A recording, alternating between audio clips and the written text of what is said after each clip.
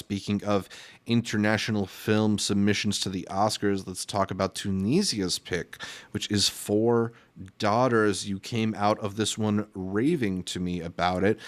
So let me know why I got to put this near the top of my watch list. You have to, man. Towards the end of the fest, I was just looking up, making audibles right there on what was going to be the final movies that we were going to catch. I saw this one was shortlisted for Tunisia. I was like, it's got to be this one.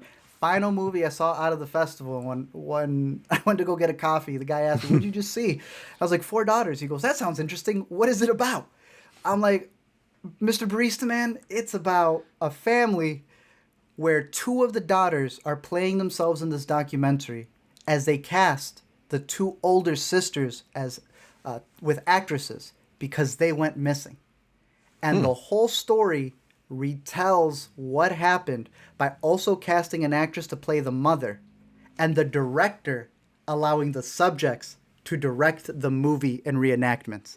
And it's through the direction that's being caught that you get to know more about the story than just seeing the reenactment. And then the post-reenactment as they talk to the actors and the real daughters with the actor daughters creates such an interesting dynamic that it becomes this documentary experiment that really gets to the core of a lot of the emotions and what was happening and what the mom thought she was escaping to maybe only just cause that and throw that upon her own daughters as well. Fascinating documentary. One of the most interesting perspectives to take for a documentary. I highly recommend it. You know, there's always a documentary that makes it into the international list.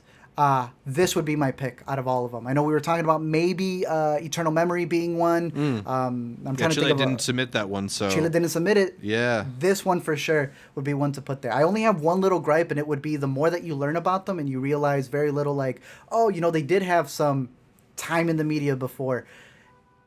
It makes you wonder, like, okay, you guys have been in front of cameras, so how does being in front of these cameras also kind of instigate where the story goes? But nah, I would highly recommend having this on your radar. This is also playing at Chicago. It just got announced. If you are in the area, do yourself a favor and go catch this movie. A lot of people came out just drenched. A lot of people also came out wondering, is that what I thought happened? I don't know. They couldn't pick up that someone saying something bad really happened to me meant something unless there was a recreation. So know that there are some daunting recreations that they do, but then they will tell you a lot of the more grotesque ones, darker ones. Yeah. But some people kind of were asking what that meant, and I'm like, I think it's pretty obvious. So know that it does a lot of showing, but also a lot of telling. Nice. I love something that sort of like blurs the lines of documentary and fiction. So I don't know, maybe we're getting a little like Nathan Fielder here with This Tunisia's pick. Hey, bro, this is that best example of that Nathan Fielder experiment. Yeah. Done to the best of its ability to get raw emotions out. For sure. Yeah.